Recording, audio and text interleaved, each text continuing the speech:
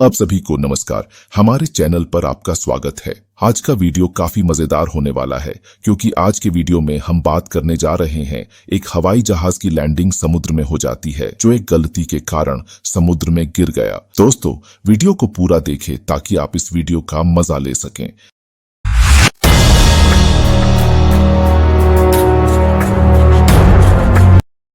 ऊंची ऊंची इमारतों और घनी आबादी वाले हांगकांग शहर के बीचों बीच बना हुआ काई tak एयरपोर्ट अपने आप में किसी अचंभे से कम नहीं था।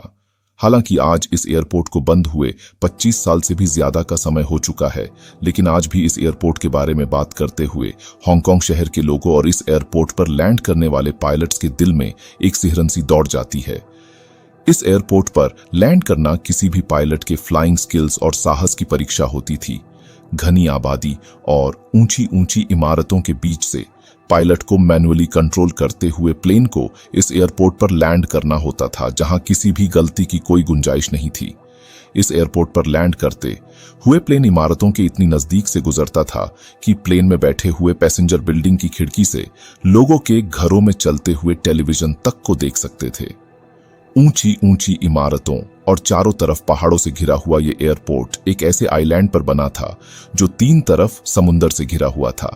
आमतौर पर किसी एयरपोर्ट पर लैंड करते हुए प्लेन एक सीधे फ्लाइट रूट को फॉलो करते हुए प्लेन को धीरे धीरे नीचे लाते हुए रनवे पर लैंड करते हैं, लेकिन काई tak एयरपोर्ट की नॉर्थ डायरेक्शन में स्थित लायन रॉक नाम की पहाड़ी और ऊंची ऊंची इमारतों के कारण प्लेन सीधा नीचे आकर रनवे पर लैंड नहीं कर सकते थे।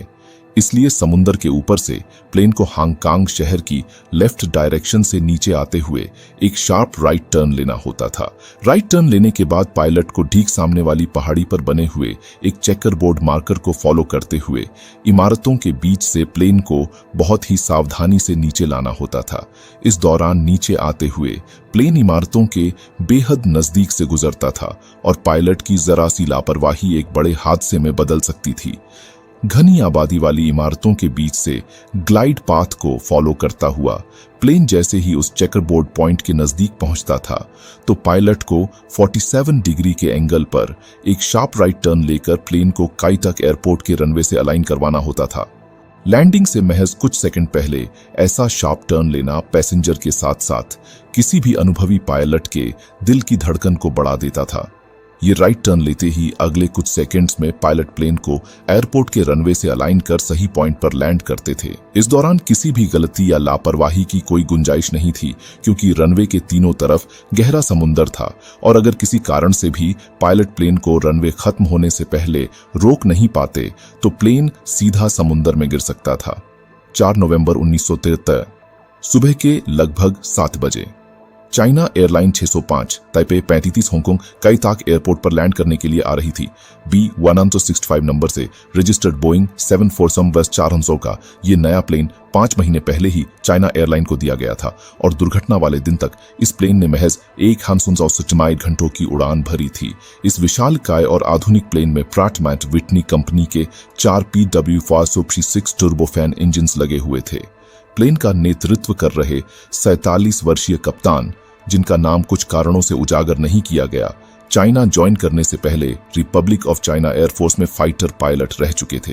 कप्तान के पास कुल मिलाकर 62,569 घंटों का फ्लाइंग अनुभव था, जिसमें 3,519 घंटों का अनुभव इसी तरह के बोइंग 747 प्लेन को उड़ाने का था। कप्तान की तरह 37 वर्षीय फर्स्ट ऑफिसर भी पहले रिपब्लिक ऑफ चाइना एयरफोर्स में फाइटर पायलट थे और उनके पास भी 5,305 घंटों का फ्लाइंग एक्सपीरियंस था। कप्तान के पास कुल मिलाकर 12,469 घंटों का फ्लाइंग अनुभव था, जिसमें 3,559 घंटों का अनुभव इसी तरह के बोइंग 749 प्लेन को उड़ाने का था। चेकर बोर्ड मार्कर को फॉलो करते हुए फ्लाइट 605 जब लगभग 1000 फीट पर पहुंचती है तो तेज हवाओं और बारिश के कारण फ्लाइट की एयर स्पीड को कंट्रोल करने में काफी परेशानी आने लगती है, जिसे देखते हुए कप्तान auto pilot mode disengage manually control करने का डिसीजन लेते हैं। एयरपोर्ट की डिफिकल्ट लैंडिंग अप्रोच और खराब मौसम के कारण हो रही परेशानी में कप्तान को प्लेन की एयर स्पीड और अल्टीट्यूड वगैरह को मॉनिटर करने और समझने में काफी परेशानी हो रही थी। बोइंग 747 के इस आधुनिक कॉकपिट में एटीट्यूड, एयर स्पीड और एल्टीट्यूड एक ही स्क्रीन पर डिस्प्ले होते और चूंकि तेज हवाओं के कारण एयर स्पीड बार बार चेंज हो रही थी, शायद इसी कारण से कप्तान को डिस्प्ले रीडिंग्स को सही तरह से समझने में परेशानी आ रही थी। लेकिन फर्स्ट ऑफिसर की हेल्प से कप्तान किसी तरह एयर स्पीड को मैनेज कर रहे थे। चेकर बोर्ड मार्कर के नजदीक पहुंचकर फ्लाइट जैसे वे के लिए शार्प राइट टर्न लेती है तो तभी कॉकपिट में विंडशील्ड अलर्ट वार्निंग अलार्म बजने लगता है।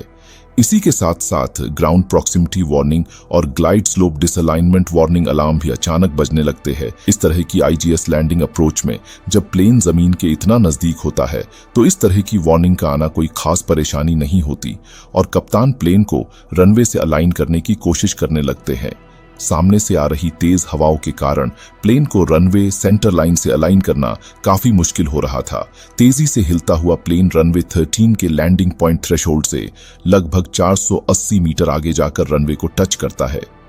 स्पीड ब्रेक की ऑटो सेटिंग के मुताबिक रनवे को टच करते ही ब्रेक ऑटोमेटिकली अप्लाई हो जाते हैं, लेकिन रनवे को टच करने के 2-3 सेकंड बाद ही जब कप्तान को थ्रॉटल लेवर को रिवर्स मोड में खींचना चाहिए, गलती से वो उसे फॉरवर्ड पोजीशन में खींच देते हैं, जिसके कारण स्पीड ब्रेक डिसएंगेज हो जाते हैं। स्पीड ब्रेक, ऑटो ब्रेक, थीन रिवर्स थ्रॉटल कारण ही आमतौर पर पायलट प्लेन को आसानी से रनवे पर रोक पाते हैं। अब चूंकि गलत थ्रॉटल के कारण प्लेन के ऑटो ब्रेक हट चुके थे, तेजी से रनवे पर दौड़ता हुआ प्लेन सेंटर लाइन से हटकर थोड़ा राइट डायरेक्शन में मुड़ने लगता है। कप्तान तेजी से प्लेन को सेंटर लाइन में लाने की कोशिश करता है, तभी अचानक को पायलट की नजर ऑटो ब्रेक पर जाती है और वो तुरंत ही कप्तान को मैनुअल ब्रेक लगाने के लिए कहते हैं। बिना कोई वक्त गवाए दोनों पायलट फुट ब्रेक पेडल को दबाते हैं, लेकिन तब तक बहुत देर हो चुकी थी और कप्तान को एहसास गया था कि अब प्लेन को रनवे खत्म होने से पहले रोक पाना नामुमकिन है, जिसे देखते हुए वो जानबूझकर प्लेन को लेफ्ट साइड में मोड़ देते हैं ताकि प्लेन को समुंदर में गिरने से बचाया जा सके। रनवे की बाउंड्री को तोड़ता हुई फ्लाइट 605 समुंदर में जा गिरती है। खराब मौसम के कारण एयरपोर्ट की इमरजेंसी सर्विसेज, जिन्हें पहले से ही स्टैंड बाय मोड पर रखा गया था, वो तुरंत ही फायर ब्रिगेड और एम्बुलेंस को क्रैश साइट पर भेज देती है। फ्लाइट क्रू तुरंत ही इवैक्यूएशन प्रोसेस को शुरू कर देते हैं। इस दुर्घटना में 10 लोगों को सामान्य चोटें आती है।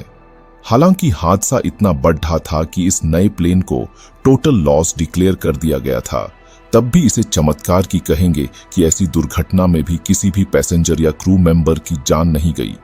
प्लेन को पानी से बाहर निकालकर एयरपोर्ट के एक किनारे पर खड़ा कर दिया गया।